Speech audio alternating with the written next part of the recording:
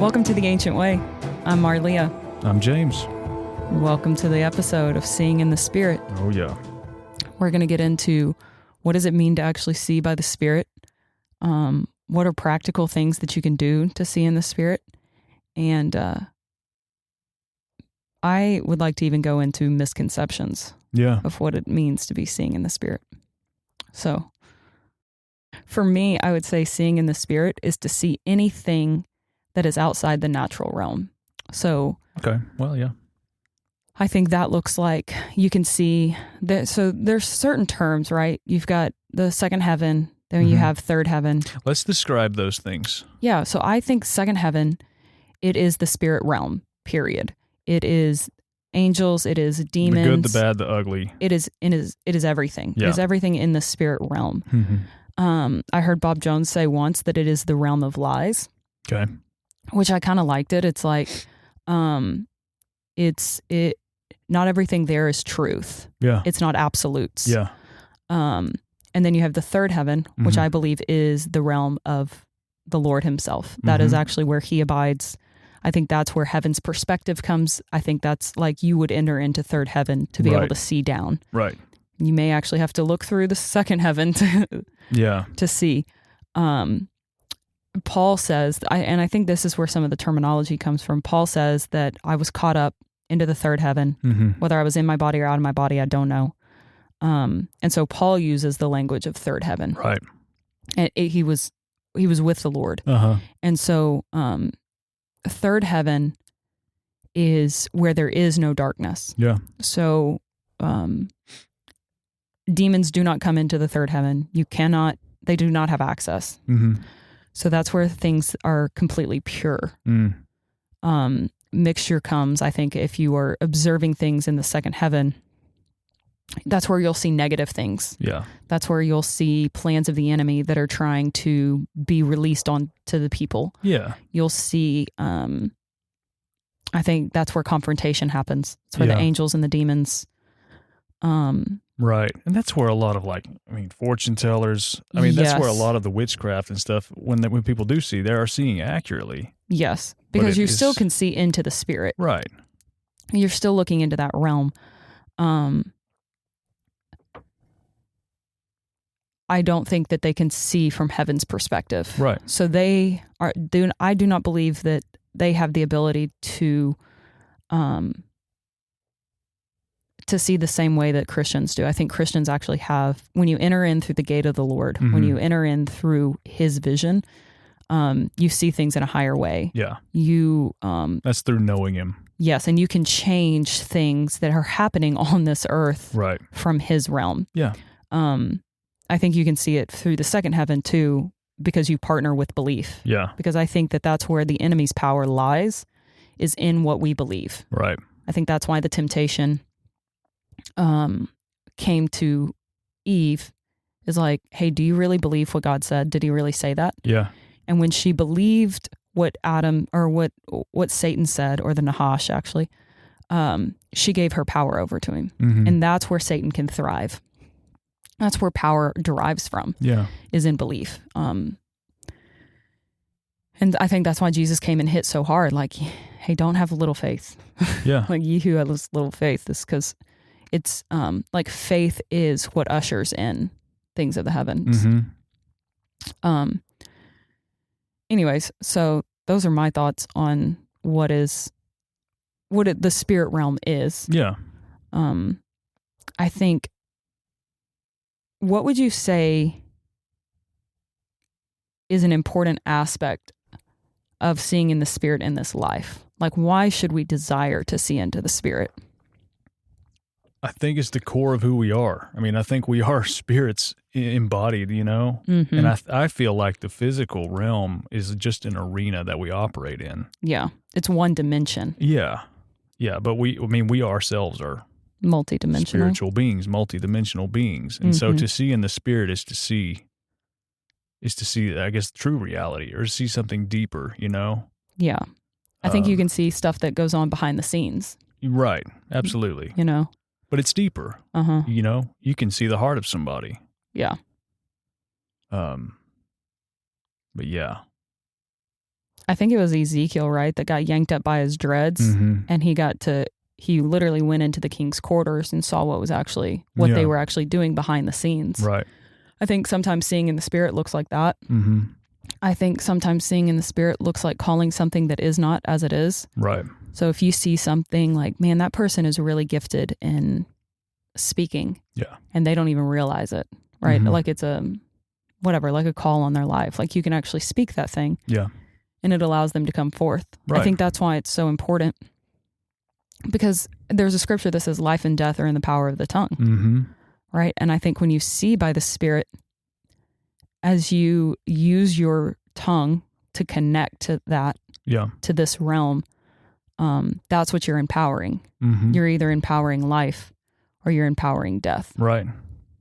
And I think seeing by the Spirit, I think it's actually a gift that was given to us. I think that's what the Holy Spirit, right? The Holy Spirit was a gift. It's His Spirit that was poured out on us. Yeah. And that's what enables us to actually see into the Spirit, is because we have His Spirit. Right. And I think one of the things seeing by the Spirit is the discernment of spirits, right? So you can see if there's angels, if there's demons, like what's going on actually. Oh yeah. Yeah. Or what you're feeling or experiencing even, or what you're hearing, you know? Yeah. I think that's one of the most valuable, what would you call it? I don't know what you would call it, a tool or like I don't know, to discern. Yeah. What's what. Yeah. Well, it's to discern what the Lord is. I think more than anything, it's to discern what the Lord is doing. Yeah. And like you may see things of the enemy, you may feel darkness. Like people will feel, which I think that's like that's the spirit realm. Yeah. Like you may walk into a room and you feel heavy and you don't know why you're feeling heavy. But then you can ask the Lord, like, hey, what are you trying to implement here? Yeah. If I'm feeling heaviness, what are you wanting to release? Oh, you want to release the hope of God. So let me release the hope here. Yeah. And just by being in that moment, by stepping into hope yourself, you radiate that. Right. And I think that's even like, it's not really seeing in the Spirit. I think that's living by the Spirit. Yeah, right. But well, you're taking the purity of that third heaven, like you said earlier, like you're taking that and bringing it, expanding that or ushering that in, I guess. Yeah. There's a scripture in Hebrews, right? And I think some people have this perception that like, probably not like with our people, but I think in general, there's like, you either see by the Spirit or you don't. Like those people are gifted prophets, right? Yeah. Which is so gross to me. But we kind of smashed on that before. Yeah, just there's no division. Like anybody can see in the Spirit. But it says in Hebrews 5, which this is bomb to me. I feel like this is a mic drop. For though by this time you ought to be teachers, you need someone to teach you again the first principles of the oracles of God. And you have come to need milk and not solid food. For everyone who partakes only of milk is unskilled in the word of righteousness, for he is a babe. But solid food belongs to those who are of full age, that is, those who by reason of use have their senses exercised to discern both good and evil. Yeah. So seeing by the Spirit is something that must be exercised. And you see it by seeing in the Spirit. I think that's actually a blanket term for having your senses attuned to the Spirit. Right. You can see with your physical eyes. Yeah. You can hear with your physical ears, but you also have the spirit realm senses, and you can see by the Spirit, and you can hear by the Spirit, and you can smell and touch and taste by the Spirit. But you discern those things of what's actually happening so that you then can take your authority and lay down the plans of heaven. Yeah. And I think it's flipping bomb though. Like these gifts, right? These gifts that are given to us, like why? Why would the Lord impart seeing by the Spirit? Yeah. Oh, you're right. Yeah, that's a question. Yeah. Why do you think that is? I'm sorry, that's not rhetorical. I mean, I just think it's part of the mandate, ushering heaven into earth. Yeah. There's something to subdue, and this world is going to look like heaven, you know? Mm-hmm. That's what it is. That's the point of it. And it's about people, too. It's about calling people back to who they are, to their calling, to what they were created to be. And the testimony of Jesus, you know? Mm-hmm. Yeah, dude. I totally agree. But also it's how we navigate life. It's how we navigate this life. Really. 100%. So. Yeah. I think it is the gift. Like gifts are given to be used, right? Mm-hmm. Like if you gave Kyla a gift and she never played with it. Yeah. You're like, dude, this thing is literally going to make you come alive. Right. Why do you not want to play with it? Mm-hmm. Right. And not to like make light of that, but yeah. at the same time, like these gifts are for you to use. Right. To unveil him. Mm-hmm. Yeah. Like it is to make way for him. Yeah. Like if you do something like the gifts of the Spirit, right? I heard somebody say once those gifts are not limited to those gifts. Mm-hmm. There's like millions of gifts. Yeah. Yeah, it's right. They just sprinkled those in there as examples. Yeah, for real. I don't think there's a limit to it. Right, because that conversation wasn't even about spiritual gifts that Paul was writing in 1 Corinthians. Yeah. He wasn't even trying to talk about spiritual gifts. He was trying to talk about love. Yeah, right. Like that was his whole deal. And like the order of it, you know, like, hey, it all has to be done through love. Stop trying to like run on top of each other. Like, anyways, but I heard this once and I thought it was brilliant that to see by the Spirit is to align to your true genes, to your genetics. Yeah. Because we have the genetics of God. Right. We have the incorruptible seed in 1 Peter 1:23, the incorruptible seed of heaven. And like when he poured out his Spirit without measure, the Spirit is there as our comforter, right? And he is the one that leads us into all truth. So he is the gift. His Spirit is the gift that is leading us into maturity. Yeah. As we use these gifts, as we use the discernment of spirits, as we use the laying on of hands and the miracles and the gift of prophecy and I mean, you name it, like speaking in tongues, the interpretation of tongues. But I heard this old, beautiful man say once that all of our gifts are to break the curses off people. Yeah. Every single one of them. Right. And he said, like, we're really supposed to break off the curse of early death. Yeah. Like, that's actually one of our mandates. Right. And he was like, there are some that can actually grow into the maturity that will never see death. Right. Because you're exercising your gift. Like you basically have walked the true Galatians 2:20. Like it is no longer I who live, but it is Christ who lives within me. Right. You walk into that to such a degree that all of the gifts have consumed you and you're constantly releasing things and you've broken off that curse of death. Yeah. I think it was you who brought up that scripture. I think it's Isaiah 28, isn't it? You read it in group. That says, I think Daniel read it at group. Oh. I just brought it up. No, Here. I'm pretty sure you read it. You pulled it out on your phone. Who knows? I watched you. Okay. I'm just kidding. I yield. Oh, I'm totally kidding. Yeah, here we go. And it says, the hail will sweep away the refuge of lies, and the waters will overflow the hiding place. Your covenant with death will be annulled, and your agreement with Sheol will not stand. Yeah, okay, yes, I remember that now.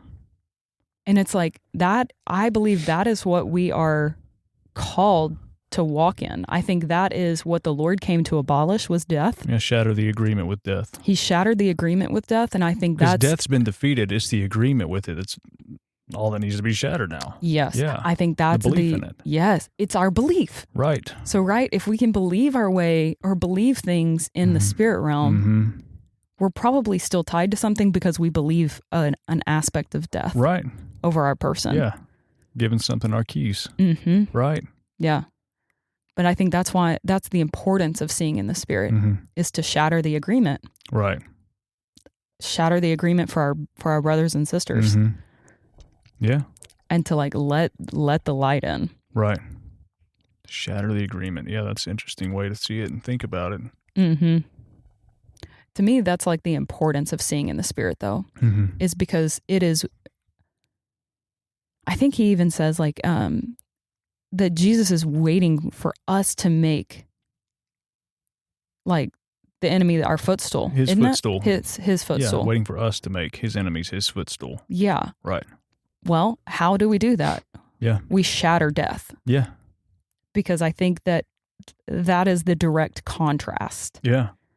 I think that it's way more simple than we make it. Yeah, it is, yeah. You know, like if life and death are in the power of the tongue, well, those are your two options. It's life or it's death. Seeing by the Spirit, you will either see life or you will see death. Yeah. And it shows up in 1,000 different forms. Yeah, right. But I think when it boils down to those are the two roots. Yeah. Well, the thing is, he took the keys to death. He defeated death. So we're doing is dismantling the shell of it. We're walking out the very thing he already took care of. More than conquerors. It's been conquered. We're walking it out. Yeah. Yeah. And that's what seeing in the Spirit is establishing that. It's establishing truth and redemption on the world and in people. Yeah. And I think it shows through the creativity of heaven as each person lets their beautiful piece shine. Because I think seeing in the Spirit will come solutions to things. Oh, yeah. I think creative inventions, new ideas, like there's something so beautiful about connecting into the creative heart of God that causes things to be dismantled. Yeah. And I think seeing by the Spirit, like it's far greater to plant and to build than it is to tear down and destroy. Yeah. I think as you plant and build, the things that have been, those things that need to be destroyed are destroyed. Right. You know, like they get dismantled as the thing is built. Yeah. Like I think they're the same result, if you will. But, yeah, I think that's why it's so valuable to see in the Spirit. Right. And it's not just for you and for your household. Yes, that's the byproduct of it. I think we can often look in the Spirit only concerned about ourselves. Right. Or only concerned about what are we bringing to the table or, you know, whatever. But there's a bigger picture. There's a huge picture. Yeah, it's the ultimate picture. That's why. That's the point. Yeah. Is to shatter the agreement with death. Yeah. Over people, over regions, over land. It's to establish heaven on earth. Yeah. Yeah. Yeah. I think one of the practical ways that allows you to see in the Spirit extremely clear is to refrain from criticism. Oh, yeah. Is to refrain, to bridle your tongue. That's doing criticism is functioning in agreement with darkness. Yes. It really is. Yeah. And I had a hard time with that for a long time. Yeah. I think a lot of people are taught this is how we connect. We connect through criticism. Definitely. We connect through even analyzing situations, you know, like this was good, this was bad, this was good, this was bad. At the expense of you feeling better. Yeah. At the expense of like, I feel settled now that I have put my own judgment in this, you know, or I feel safe. Right. Or I feel connected to this person because we just did a bash sesh on so-and-so. Maybe feeling important or valid that you've executed, your judgment on something. Or I see correctly. Right. Like I've seen that like, oh, well, I I saw that you were in that. Therefore, I see well in the spirit. When it's like, no, dude, you just agreed with the enemy. Yeah. Yes, you see well, but you just gave him your power by acknowledging all of that. Yeah. Like, yeah, rather than see from the higher perspective, calling out heaven's perspective, you're calling out the second heaven's perspective. You're just calling it, you're seeing the darkness and calling it that. Yeah. I think that's why too, like when you do see in the spirit, is to have everything yielded to the Lord, every part of your person. Yeah. And it's like, hey, if I do feel that judgment come up, like yield it and actually turn it into intercession and begin to pray for those people. Right. Instead of just speak, well, yeah, they're clearly caught up in a cult. Yeah. You can say, Lord, how do you see them? Yeah. Like, who are these? Who are they really? Yeah. And then you can actually, behind the scenes, and you don't ever have to say anything to them. Right. It's a superpower that we have. It really is. Yeah.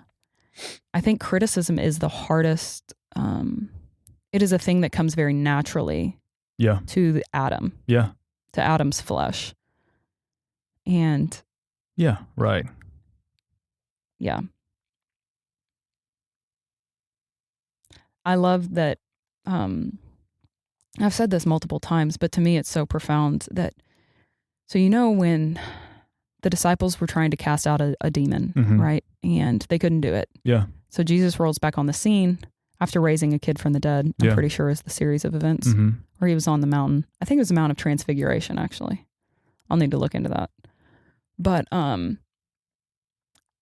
they're like, hey, why couldn't we do this? And he said, hey, this type only comes out by prayer and fasting. And one of the things I saw was like, oh, power is directly related into prayer, intercession, and fasting. Well, what is fasting? Well, the true fast in Isaiah 58 that Isaiah prophesied, he says, is this not the fast I have chosen? To loose the bonds of wickedness, to undo the heavy burdens, to let the oppressed go free, and that you break every yoke. Is it not to share the bread with the hungry, that you bring to your house the poor who are cast out? When you see the naked, that you cover him and not hide yourself from your own flesh? Yeah. AKA acknowledge your own stuff. Right. Anyways, you should just read Isaiah 58, starting with 6. But this is where it is that really got me. Then you shall call, and the Lord will answer. You shall cry, and he will say, here I am. If you take away the yoke from your midst, the pointing of the finger, and the speaking of wickedness, then your light shall dawn in the darkness, and your darkness shall be as the noonday. Yeah. The Lord will continually guide you.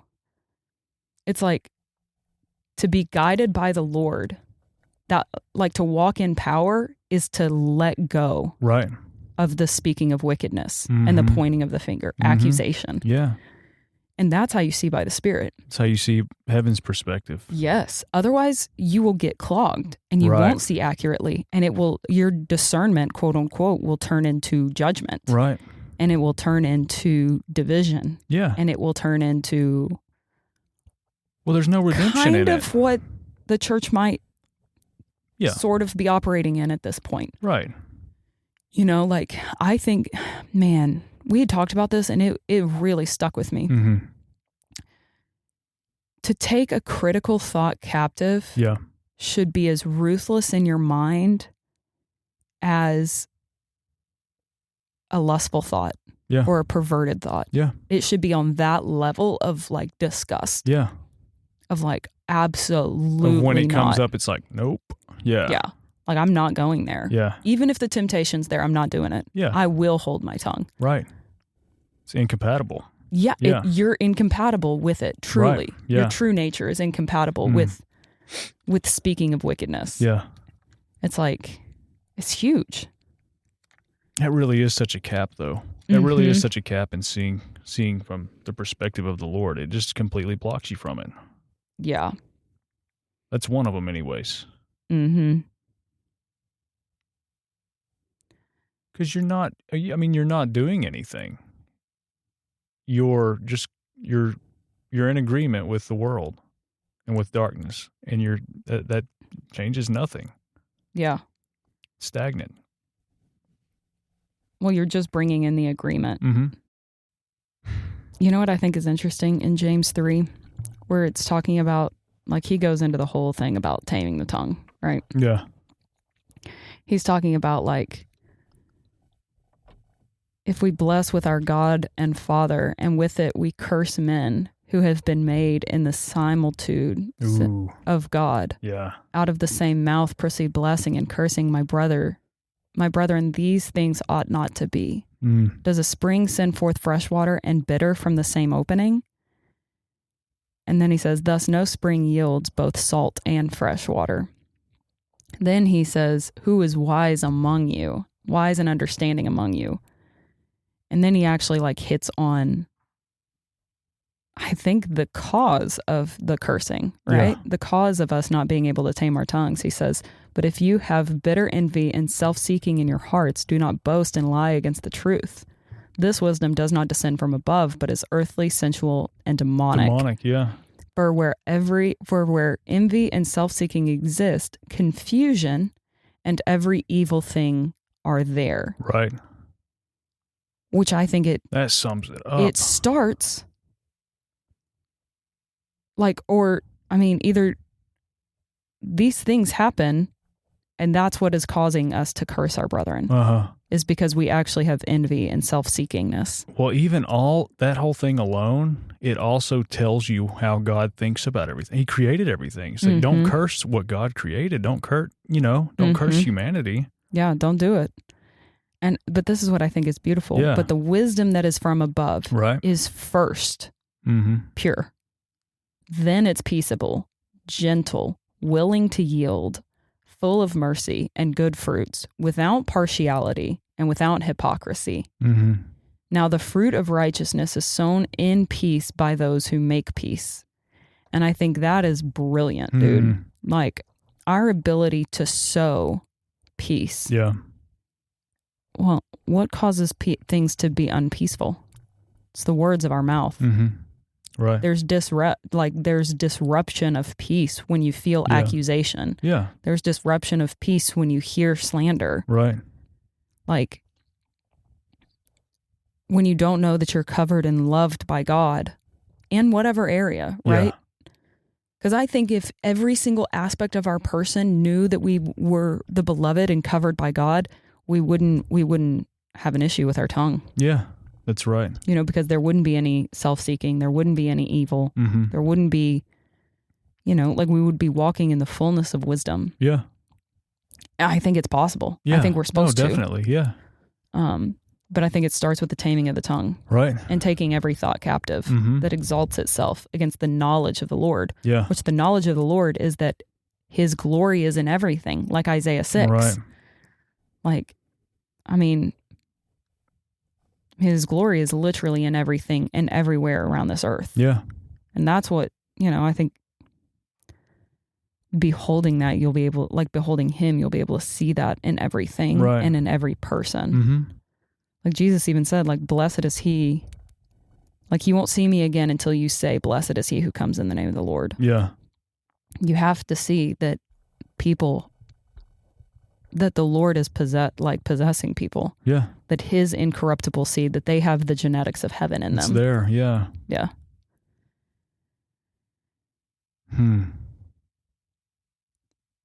But I think that's a massive key. Yeah. It's a massive key to seeing by the Spirit. Right. I think it's a massive key in living by the Spirit. Yeah. I think if you feel that there's blocks or that you're not getting, like, it doesn't feel like something is opening for you, and you may feel like there's, like, resistance, I encourage y'all, like, look, watch your thought life. Yeah. Watch your thought life. Watch the tongue. Watch the conversations that you get in. Yeah. Because you really are in control of it. You have the power over that. Yeah. And what's really cool, this is the way that I view it. It helps me. Every now and then I'll pop off and say something. Another good thing about fellowship is, like, I have people who will call you out, call me out on it. And I really appreciate it, because I genuinely sometimes, because it's been so ingrained in us, I saw a Catholic priest. We were playing pool one night, and I saw this Catholic priest with this young dude, and I popped off and said something. Yeah. It's like, I wonder what he's up to. Yeah. And just that's all I said. Anthony says, maybe he just really loves the Lord. That's all he said. And I was like, holy crap, you're right. And then I was able to see that dude. Yeah. With love, you know? Yeah. But where was I going with that? I love that's the value of the brethren. Yeah. Like it's being in community with people that are willing to call you out on that. Yeah. And not to make it like a thing. No. Like if you love somebody enough, yeah, you just show them the contrast. Yeah. So like, this is who we are. I was like, oh, you're right. Anthony didn't say, James, don't say that. No, he didn't. He was like, what if he loved the Lord? Right. And it just says like, are you see him like this? It's yeah. Like, oh yeah, that's how we see them. That's how we see people. Mm-hmm. Yeah. But one thing about it though, about seeing people through the lens of heaven, the way that Jesus sees people, it's like the world, I think of it as like a clock, like it's going counterclockwise. And every time we take one of those thoughts or every time we shift it, it's like, no, I see them the way he sees them. It throws a massive cog in that machine. Yeah. That's been going this way the whole time. It reverses it. So I've always seen it as the offensive of like, I'm going to jam this thing up and spin it the way it's supposed to. Yeah. So every thought that comes through is an opportunity to spin it back. That's so good. The way it goes. Every criticism, even when that pops up of wanting to criticize somebody, it's like, nope, I can throw a cog in this machine right here. Yo, that even makes me think like even in community with people. Yeah. Like you have the ability in love to throw a clog in somebody's repetitive pattern that they may not even see. They may not even know. And you can help set that right for them. Right. And it could be the one thing that causes a light bulb to come on and that they don't go back down that road again. Yeah. You know? Yeah. It could trigger like deliverance. Yeah. It could trigger instant deliverance. Right. In the fellowship.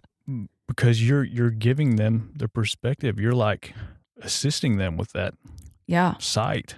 I think sometimes we can take the road of not saying anything. And I'm talking about like in people that we're in relationship with. I'm not saying like just, your average person, but like people that you're in relationship with, why not? Yeah. Why not do that? Right.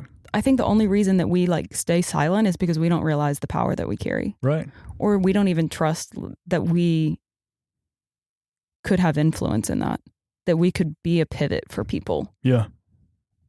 Right. Huh. I think it's even understanding your empowerment. Yeah. Understanding who you are. Right. And how much God desires that for us. I'm thankful to be surrounded by people who will, like Anthony, when he said that. I'm so thankful for that. Like, I don't believe in eggshells. Yeah. I'm here for heaven. I'm here for Jesus the thing, and the growth. And so, I mean, just having a people who have that same singular mind. Yeah. Unstoppable. When stuff comes up that, it's this constant, like, forging, basically. Yeah. Of each other, That's so good, man. But, going with those gears, going that counterclockwise, it's like, what happens when you have all these people functioning in heaven's perspective? That's redeeming the time, I think. That's what it is to redeem the time. You set people back on their right course. Right. As if they never stepped out of it. Yeah. That's how the world changes, really. Yeah, it is. Yeah. And it causes a ripple effect. Like man. Golly, that's so cool. I'm sitting there thinking about it. I am too. The power that you carry to create a ripple in this entire timeline of the earth is massive, dude. It's like, if you want to experience that, I dare you to, whenever that thought comes up. Yeah, throw it down. Contrary. And feel that. Feel how that feels. Yeah. That's power. And then as you continue to do it and you see it within your brethren, encourage, call the light out. Right. Call the light and see how the blood flow, the relationship increases, how the connection increases. Right. How much you actually feel more connected to even your brethren. Yeah. Yeah. Because I think there is even that aspect that people feel like, well, I'm not really connected. I just go to church, but I don't really have a relationship with people. And like, yeah, lean into that. mm-hmm. Lean into that thing and let your heart go there. Let your heart be knit together with people. Yeah, right. And be willing to have the hard conversations and show up in spaces as you fully are. Yeah, it really is freeing. Yeah. Another one, and this is another one that stops people from seeing in the spirit, period, is unforgiveness. Yes, 100%. Walking in forgiveness, that's another cog in the machine. You can really mess stuff up that way, you know? Yeah. You can really that really messes it up. Yeah. But unforgiveness, or walking in forgiveness. I think even just hearing the voice of the Lord, unforgiveness it makes it harder. Yeah. Because you have put up your own wall. Right. And the Lord's not going to violate you. Right. You know, if you're like, well, I'm not hearing very much. If you're sitting in bitterness, Yeah, go back to the last thing he told you. Yeah. It occupies your space. Yeah. Right. Go back to that and look at it. Yeah. I feel like when you let your walls down and you let forgiveness flow, not a feeling. Right. A choice. A choice to forgive. That's what it is. You'll see the river of life. You'll see the river flow in the hidden places. Yeah. Yeah. I love that. I love the ways of heaven, how contrary they are to the world and to what we've been taught. Yeah. It's like we really are just sitting in a chair presented with situations that we make decisions on. It's that simple, really. Yeah, man. Huh. Yeah, you can change stuff immediately where you're at. Yeah. It's so empowering. It's so empowering. That sounds a weird word to me. Empowering? Yeah, the way I'm saying it. But to know that those are our sharpest tools. Right. Yeah. Those are our sharpest tools. Our weapons there.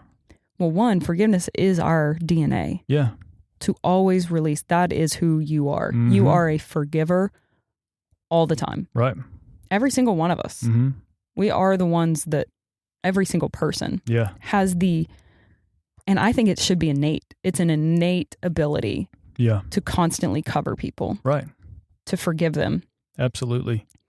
That's not giving them permission to abuse you. No. That's just not holding anything against them. Yeah. Right.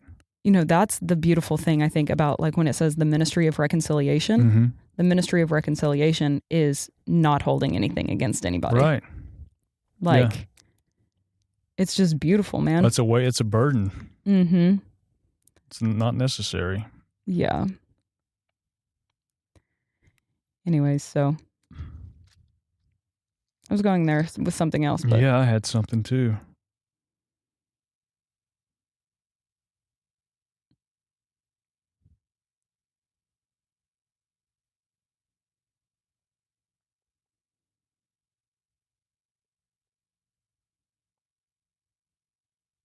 Oh, so this is the other thing I was going to say real quick.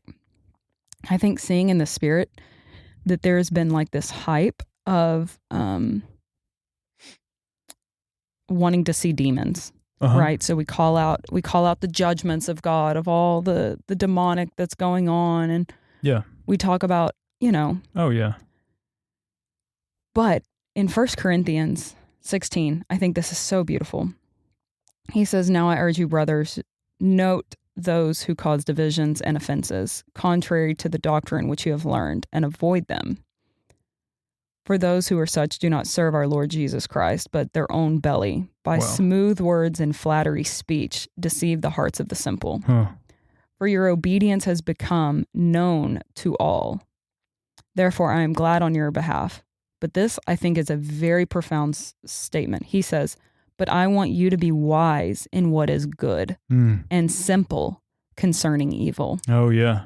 And I love that. It's like, be simple. Yeah. When it comes to the darkness of stuff, be simple with it. Do not chase those things. No. Do not crave to see into the demonic realm of even like what's holding people back so that you can deliver them. Like, doesn't matter. We have the power and it's about the people. Yes. Yeah.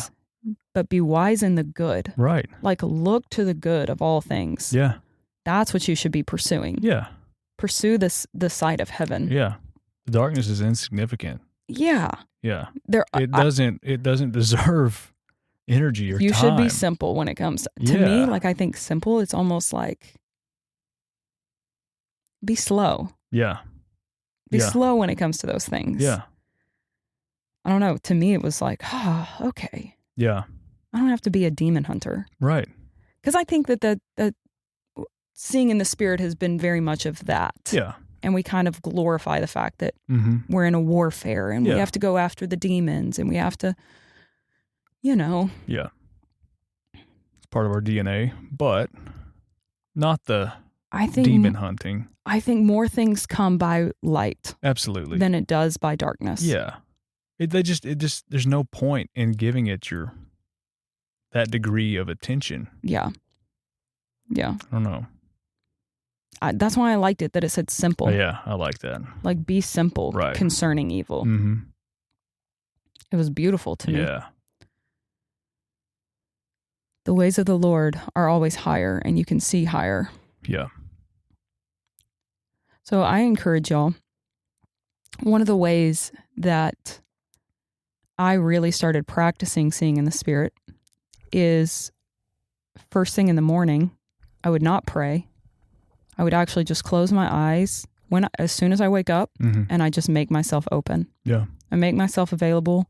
I'm not sitting there asking the Lord to give me something. Like, just make space for him. Right. And you'll see things. You'll begin to see things. And if you do that in the morning and before you go to bed. Before you go to bed too, yeah. You'll start to see things. Just clear your mind. Yeah. Don't force a thing. Don't pray. Just make space for him. Yeah. Because he knows it's your heart to connect to him. Right. He knows it's your heart to see by the Spirit. Yeah. See things. So I encourage y'all to do that. Make space. Yeah. And then, another thing is if you do have something that seems criticizable, just speak the contrary to it. Ask God for his perspective and pray into it. Intercede. That's what changes things. Yeah, intercede. Intercede. Yeah. Practice that, because I know that comes up. I mean, I pretty much experience opportunity to criticize all the time. I think we all do. So it's good. It's opportunity to intercede everywhere. Try that. It's sharpening, flipping it. Right. I think that's why we have opportunities to criticize all the time, is because we have so many opportunities to nail it, to go in for intercession. Yeah. We have strong ability to make things shift by our intercession. Yep. Cool. That's our story. Sticking to that one today. That's it. All right, y'all have a good one.